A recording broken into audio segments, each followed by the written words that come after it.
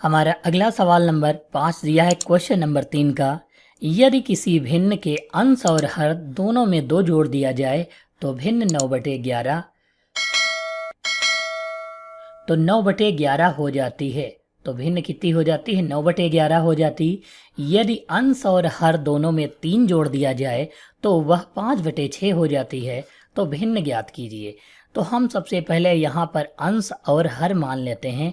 तो यहाँ लिखेंगे माना अंश बराबर x और हर मान लेते हैं, हर को हम जो है y मान लेते हैं। तो भिन्न क्या बन जाएगी? तो भिन्न बनेगी x/y, यानी अंश और हर बन जाएगी। लिखा है अंश और हर दोनों में कितना जोड़ दिया जाए? 2 जोड़ दिया जाए। तो x + 2 और यहाँ पर y लिखेंगे क्योंकि हर नीचे y माना है, तो y/2 और भिन्न कितनी हो जाती है? 9/11। क्रॉस मल्टीप्लाई कराएंगे 11 की x से तो 11x + 11 दूनी 22 बराबर 9 की y से तो 9y और + 9 दूनी 18 हो जाएगा। ये 9y इधर आ जाएगा, यानी 11x - 9y बराबर 18 - 22। ये हम लिख लेंगे 11x - 9y बराबर 18 से 22 घटाएंगे तो -4 बच जाएगा। यहाँ पर 18 से 22 घटाएंगे तो कितना आ जाएगा? -4 जो है बच जाएगा। इसे हम समीकरण संख्या 1 मान लेंगे। अगला दिया है यदि अंश और हर दोनों में जो है हमें कितना जोड़ना है? 3 जोड़ दिया जाए तो 5/6 हो जाती है। तो यहाँ पर हम लिखेंगे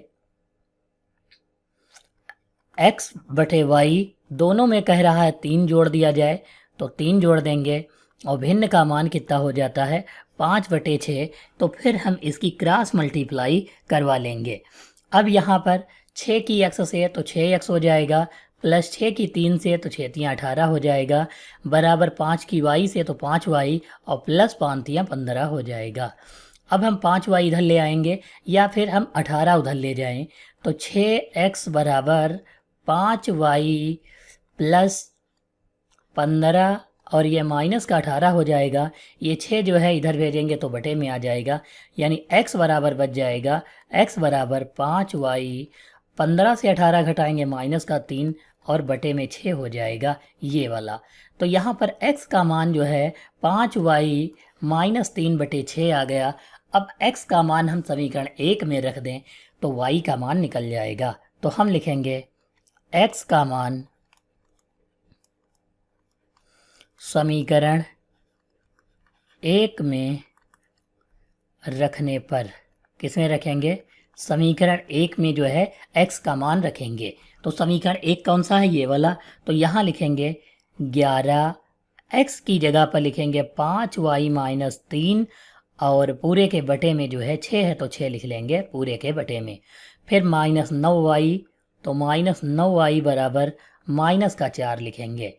अब यहाँ पर देखो 11 की 5 से गुणा तो 11 × 5 = 55 हो जाएगा, y -11 × 3 = 33 हो जाएगा।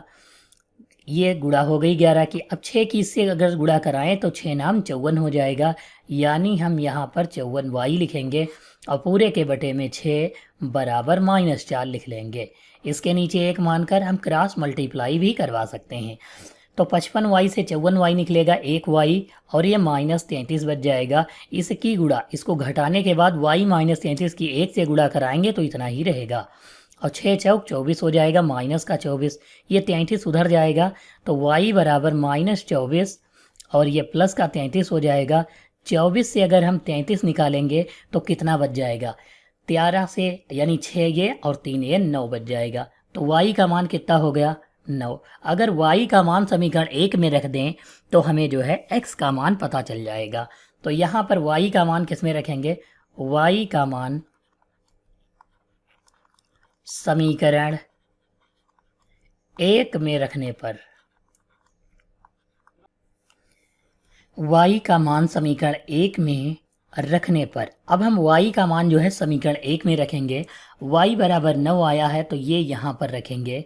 तो x बराबर 5 गुणे y की जगह पर 9 - 3 और पूरे के बटे में 6 लिखेंगे। तो यहाँ 5 × 9 = 45 हो जाएगा और 45 से 3 घटा लेंगे फिर 6 से भाग करेंगे। 45 से 3 घटाएंगे तो 42 और नीचे 6 हो जाएगा। 6 से भाग करेंगे तो 6 सती 42, यानी x बराबर कितना आ जाएगा, 7 आ जाएगा। हमें भिन्न चाहिए, तो भिन्न क्या माना था, x बटे वाई। x का मान 7 है और y का मान 9 है, तो भिन्न जो हो जाएगी हमारी 7 बटे 9 भिन्न हो जाएगी।